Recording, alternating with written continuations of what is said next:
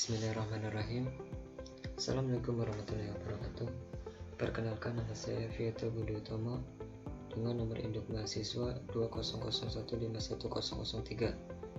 Saya dari Prodi PGSD STKIP Alikpa Surabaya. Izinkan saya untuk mempresentasikan hasil PowerPoint yang telah saya buat dengan tema problem solving. Pengertian problem solving. Problem solving atau memecah masalah merupakan bagian dari kurikulum matematika yang sangat penting. Karena dalam proses pembelajaran maupun penyelesaian siswa dimungkinkan memperoleh pengalaman menggunakan pengetahuan serta keterampilan yang sudah dimiliki untuk diterapkan pada pemecah masalah yang bersifat tidak rutin.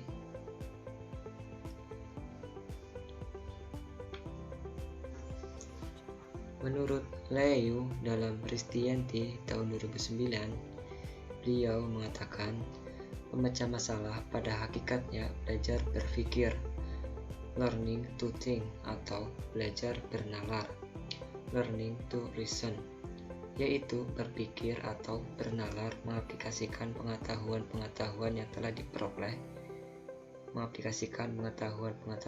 diperoleh sebelumnya untuk memecahkan masalah-masalah baru yang belum pernah dijumpai.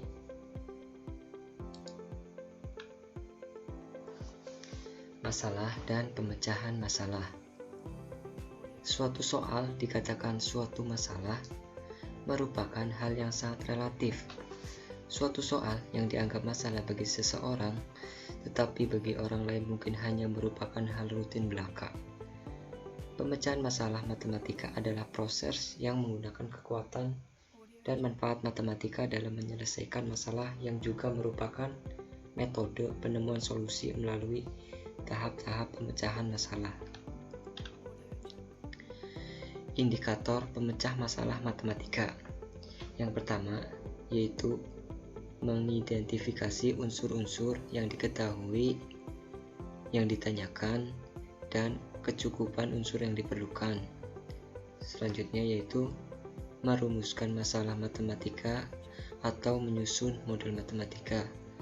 Selanjutnya menerapkan strategi untuk menyelesaikan berbagai masalah, sejenis masalah baru dalam atau luar matematika.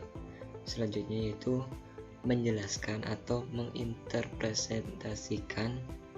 menginterpretasikan hasil permasalahan menggunakan matematika secara bermakna.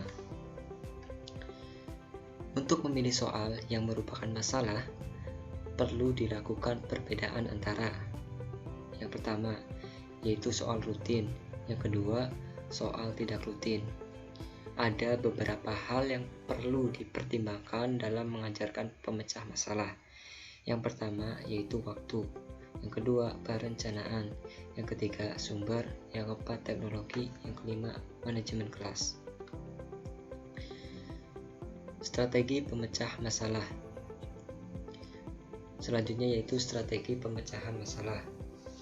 Menurut Polya, dalam pemecahan masalah terdapat 4 langkah yang harus dilakukan, yaitu yang pertama memahami masalah, yang kedua merencanakan pemecahan, yang ketiga menyelesaikan masalah sesuai rencana langkah kedua, yang keempat memeriksa kembali hasil yang diperoleh atau looking back. Selanjutnya yaitu strategi yang digunakan. Yang pertama strategi act it out, yang kedua membuat gambar atau diagram, yang ketiga menemukan pola, yang keempat membuat tabel,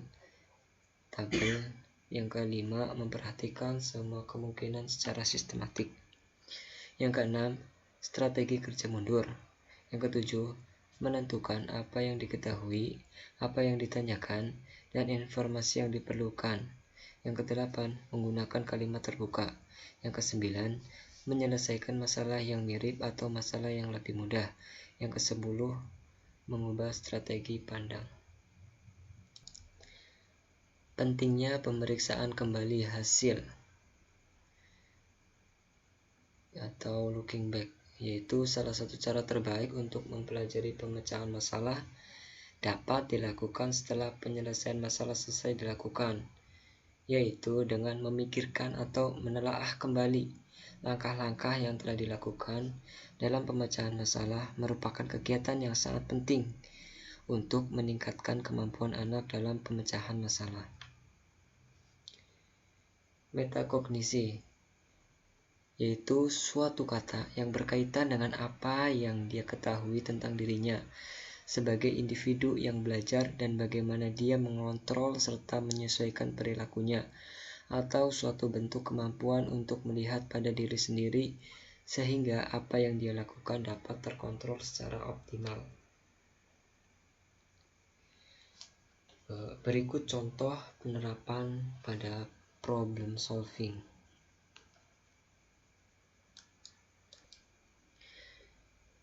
Di sini soal ditanyakan yaitu rata-rata nilai tes 10 orang peserta didik adalah 78. Skor paling atas dan bawah yaitu 65 dan 95 dibuang oleh guru. Jadi berapakah rata-rata sisa nilai yang tersisa? Nah, dijawab.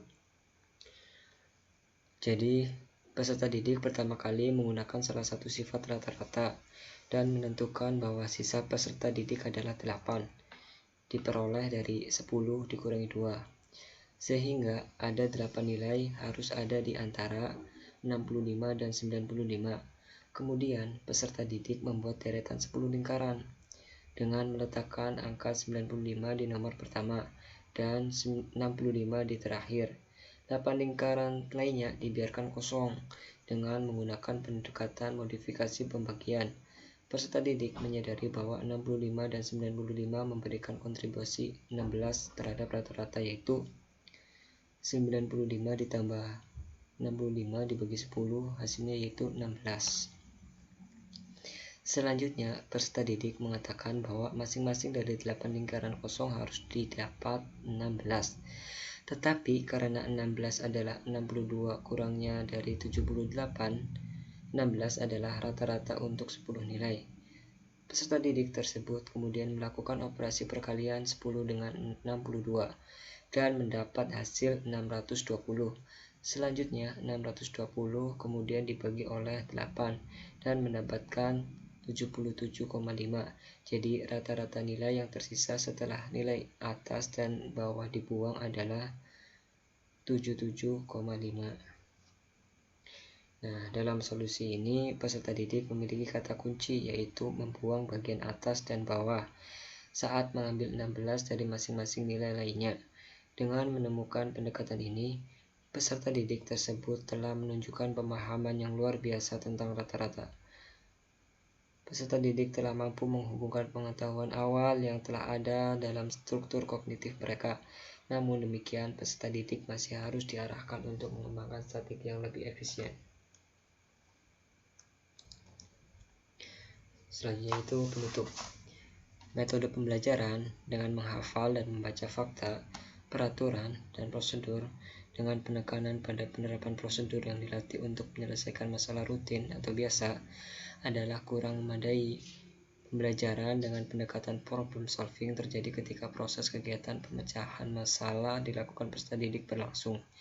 Artinya, proses pembelajaran berlangsung selama proses pemecahan masalah berjalan, di mana peserta didik bebas menggunakan pendekatan sesuai dengan pikiran masing-masing, dengan memanfaatkan pengetahuan yang telah mereka pelajari dan membenarkan gagasan mereka sesuai apa yang diyakini.